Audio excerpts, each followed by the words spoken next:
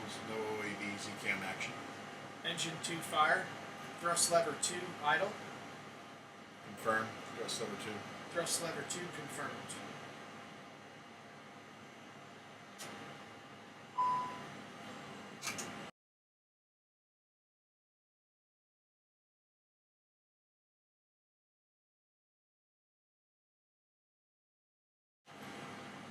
Engine master 2 off.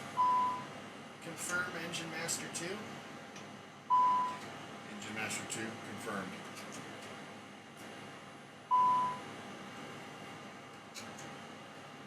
Engine 2 fire push button push. Confirm engine 2 fire push button. Engine 2 fire push button confirmed. Agent 1 after a countdown.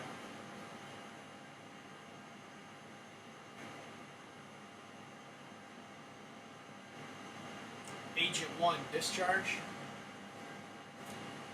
Denver Center, Frontier Flight 1 declaring an emergency engine fire. Need radar vectors to run some procedures. ATC notify. Notified. Okay, the fire's out. Engine 2 shutdown. Engine mode select ignition.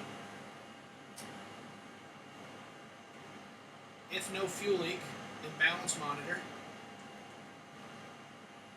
There's no advisories on the fuel page. The fuel is balanced. I do not suspect a leak. I agree. TCAS mode select TA.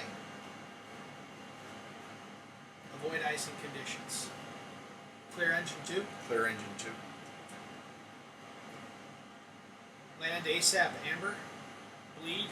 The number 1 bleed is pressurizing the pack. Clear bleed. Clear bleed.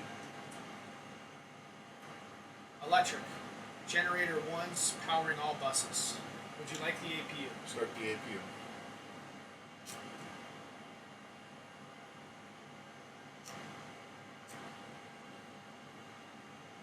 Clear electric. Clear electric. Hydraulic. PTU operating. All systems pressurized. Clear hydraulic. Clear hydraulic. Status. Avoid icing conditions. If severe ice secretion, I do not believe we are in severe ice secretion. I agree. The next 3 do not apply. Cat 3 single only. Inoperative systems. Wing anti-ice. Cat 3 dual. Engine 2 bleed. Pack 2. Main galley. Gen 2. Yellow engine 2 pump. Clear status. Clear status. ECAM actions complete. There's an advisory. IDG number 2 is reaching a temperature limitation. With ECAM actions complete, it's time to reference the QRH. We'll start off in the table of contents. We'll find the engine 1-2 fire in flight and go to that section. Regardless, if flight crews call for the engine 1-2 fire QRH or the engine 1-2 failure, it will always lead you to the engine 1-2 shutdown.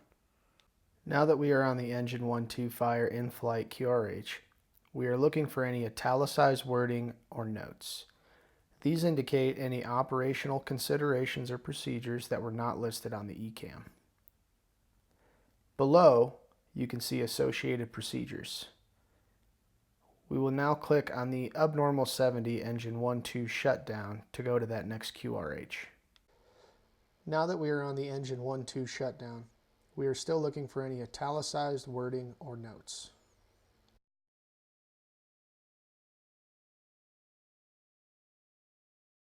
This next page lists a number of possible statuses and approach procedures that's applicable to this specific ECAM.